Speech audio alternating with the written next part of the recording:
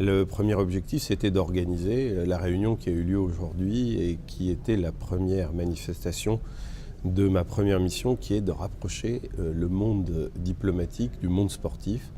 Ce sont des mondes qui se connaissent, qui se fréquentent un peu, mais qui ne travaillent pas ensemble très souvent. Ce comité français du sport à l'international, il a un double objectif.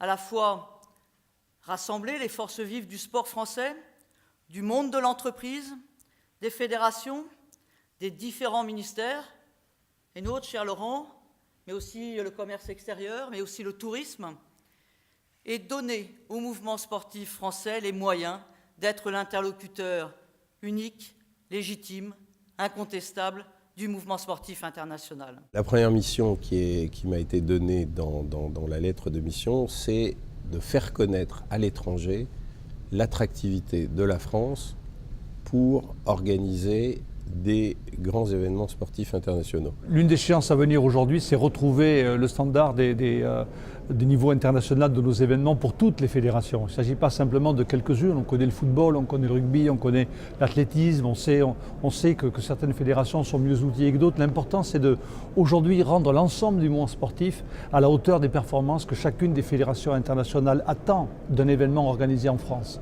Et la mobilisation des entreprises peut être utilisée pour accroître l'influence française.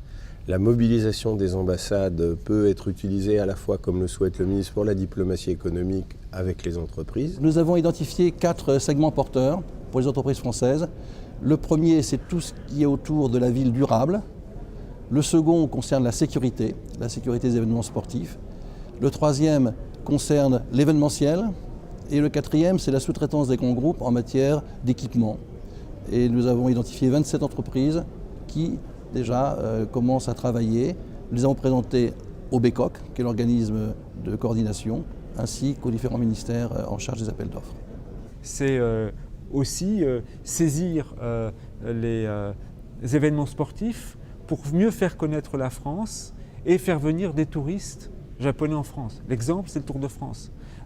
Le Tour de France est la seule épreuve sportive à l'étranger qui soit transmise de bout en bout sur la télévision japonaise, ce qui permet donc aux Japonais de découvrir les paysages et d'avoir envie de faire du vélo en France. Et beaucoup de Japonais viennent en France pour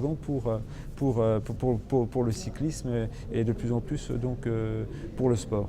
Nous sommes des sportifs, j'ai été escrimeuse et je me suis déplacée pendant plus de 20 ans aux couleurs de la France. Donc effectivement, il y a un pouvoir d'attraction vis-à-vis des spectateurs, mais ce que je retiens, c'est lorsqu'il y avait l'implication de la diplomatie française en international, les portes s'ouvraient plus. Il y avait en fait une meilleure visibilité de la France. Je pense que si la France est capable de mettre en avant ses sportifs, ses dirigeants sportifs aussi, eh bien ce sera bénéfique pour les sportifs. Et si, à leur tour, les sportifs sont davantage présents, si nous sommes mieux coordonnés, ce sera bénéfique pour la France, à la fois son économie et son influence.